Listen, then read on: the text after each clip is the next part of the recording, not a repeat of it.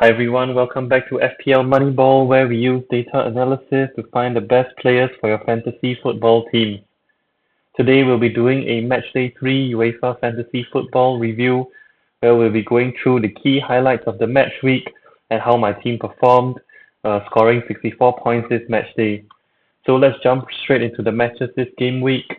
And firstly was Barcelona beating Olympiacos convincingly 6-1 with a hat-trick from Fermin Lopez, who also won the Man of the Match performance, and Marcus Rashford, who scored a brace in the absence of the injured Robert Lewandowski. Lamine Yamal also returned back from injury and contributed with a goal and assist for Barcelona, and it was rather disappointing that Barcelona didn't manage to keep a clean sheet against 10-man Olympiacos. I do own Eric Garcia in defense for Barcelona, and their defense hasn't been the best this season as they have not kept a clean sheet in the last 5 matches. So a very disappointing performance-wise in defense for Barcelona, but again, very little in attack from Barcelona's front three attackers. The next match was Arsenal beating Atletico, also a convincing 4-0 win for them, with two goals from Gyökeres, who also won the Man of the Match performance, as well as Gabriel in defense, who continues his strong run of form with a goal and assist. Martinelli as well, who has scored in consecutive Champions League matches, also popping up with a goal. And once again, very strong performance from Arsenal, keeping a clean sheet against a rather dangerous Atletico side.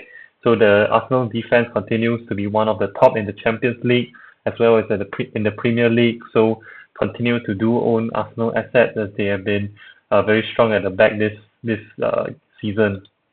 So the next match was actually Bayer Leverkusen versus Paris, with a 9-goal thriller in this game, 2 red cards on both sides, and it was actually a closer game that the scoreline actually reflected. But in the end, Paris won the match convincingly 7-2 with 2 goals from Doué, goals from actually around the area. But the person who won the Man of the Match was Nuno Mendes from left back for PSG. So Nuno Mendes is the top scoring defender in the Champions League this season, and he did continue his strong run of performances with a goal and assist. So for me, he is a must-have in many players' teams, and much better than Hakimi, who also plays in the right fullback position for PSG. But Mendes' stats have been much more better than Hakimi this season. For Bayer Leverkusen, it was very disappointing for them in defense, conceding 7 goals, with Grimaldo missing a penalty, although he did kind of make up for it with an assist later on in the match.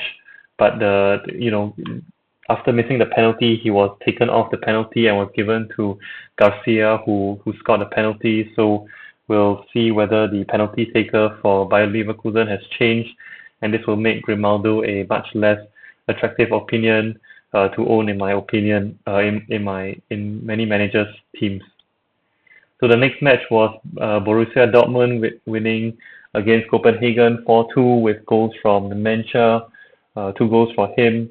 The young midfielder from Borussia Dortmund continues to be the standout player and costing only $5.6 million. I do think that he's a good, attractive, and cheap option for managers who own.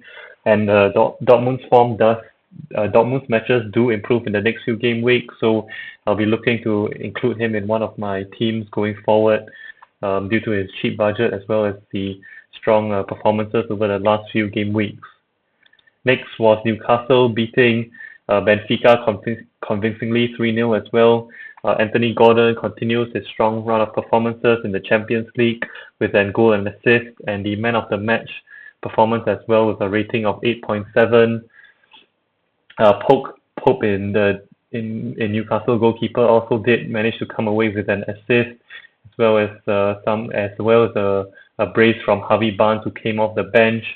So Newcastle have been looking very strong in the Champions League, both going forward and in defense as well. So both of them look very attractive to own, with Anthony Gordon being the standout performer so far in the Champions League for Newcastle. And for defense, I do think that owning any of these options for Newcastle is a strong and attractive option to go with for many of the teams as well. Next will be Inter beating Union 4-0 with goals from Dumfries, Martinez, Çalhanoğlu, and Esposito. So, as I mentioned before, Inter's defense are one of the best in the league, and again, they are keeping a clean sheet against a much weaker team of Union. So the issue with me is that Inter tends to rotate their centre backs a lot. So in this game, it was Bisek, De Vrij, and Bastoni who started for them. Although they do rotate with several options on the bench, with Akanji and Dimarco coming on as well. So for me, it will be much harder to predict who starts for defense for them. But the key player to own will be Denzel Dumfries at the right wing back position. Strong performance going forward as well with a rating of 8.5. So he does bomb down the right flank. So I do think that he'll continue to get more opportunities to score goals and keep clean sheets for a very strong Inter side this season. Next will be Manchester City facing a relatively tough match against Villarreal away from home, although they did manage to come up with a victory after goals from Haaland and Bernardo Silva. Haaland continues his strong goal scoring record, scoring another goal, but the man of the match performance ultimately went to Savinho, and Villarreal managed to keep Manchester City and Haaland quiet by most of the time, but the quality proved too much for them, eventually conceding the goals, and Manchester City were good enough to come away with a clean sheet as well, winning quite comfortably in the end, 2-0. So Haaland is someone that you want to own, given that he continues to receive a lot of opportunities to score, and he is one of the most clinical finishers in the Premier League as well as the Champions League. So definitely a strong forward to own despite his expensive price tag. Next was another 4-0 victory by Bayern Munich against Club Brugge, with goals also around the pitch. Konrad Laimer actually won the man of the match performance from the left back with 2 assists and a rating of 9.0. Harry Kane also came away with a goal, although he could have expected more given his current run of form. And the young player Carl at right wing also came away with a goal, and Luis Diaz also. So the disappointing player for me here was Michael Olise, who didn't manage to contribute any goal or assist this game week. And given his current run of form, he will be rather disappointed to have not come away with anything, but do continue to keep hold of him as he will continue to get opportunities to score and assist Harry Kane going forward in the next few game weeks. Next will be Chelsea beating Ajax 5-1, very convincing win by Chelsea, who again would be rather disappointed not to have kept the clean sheet against a 10-man Ajax team, ultimately conceding a penalty which Weghorst converted in the 33rd minute, and they also received 2 penalties themselves. Very interesting that it was from 2 different penalty takers, both Enzo Fernandez and Estevao scoring their penalties. Estevao winning the man of the match performance, but Enzo Fernandez also coming away with a goal.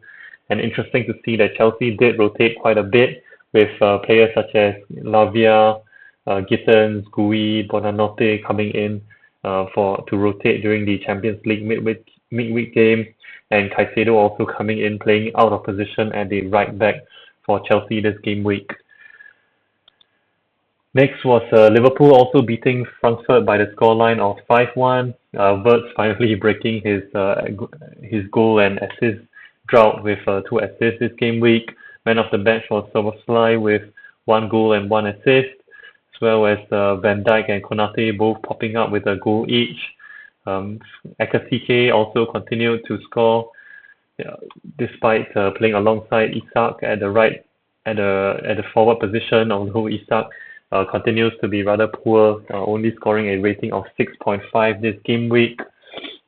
Cody Gakpo also a strong performance from him with a goal and assist and a rating of 8.8. For me, he has been the Liverpool's consistent performer this season at the left wing. So for me, he will be the most attractive attacking option for Liverpool to own at this moment, as he doesn't get rotated with between Isak and Ekatike.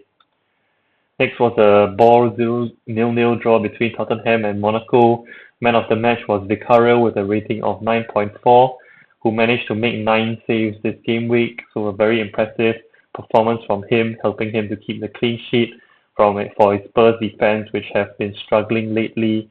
So good that I own Vicario in my team, and yeah, it's a very strong performance from Vicario, although the Spurs performance wasn't very good as a whole this over the past few game weeks, both domestically as well as in the Champions League. Lastly was Real Madrid winning a very close match, 1-0 against Juventus. Bellingham coming away with the winner in the 57th minute, and the Real Madrid attack was kept rather quiet, with Vinicius, Mbappe, and Diaz all failing to score against a Juventus defense, which has looked rather leaky at the back this season. So Real Madrid continue to keep clean sheets at the back, despite their injuries that they have to Huijsen. So Courtois managed to keep Real Madrid in the game, making a couple of saves to help them preserve the clean sheet. So here is the team of the week for this UEFA Champions League Matchday 3.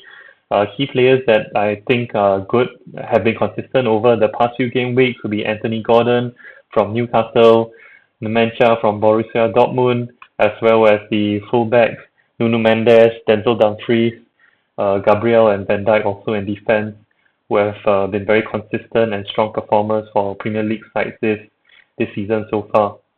Taking a look at the expected goals per 90, the same few players continue to be up there, with many Bayern players and Real Madrid players, as well as a few Premier League teams.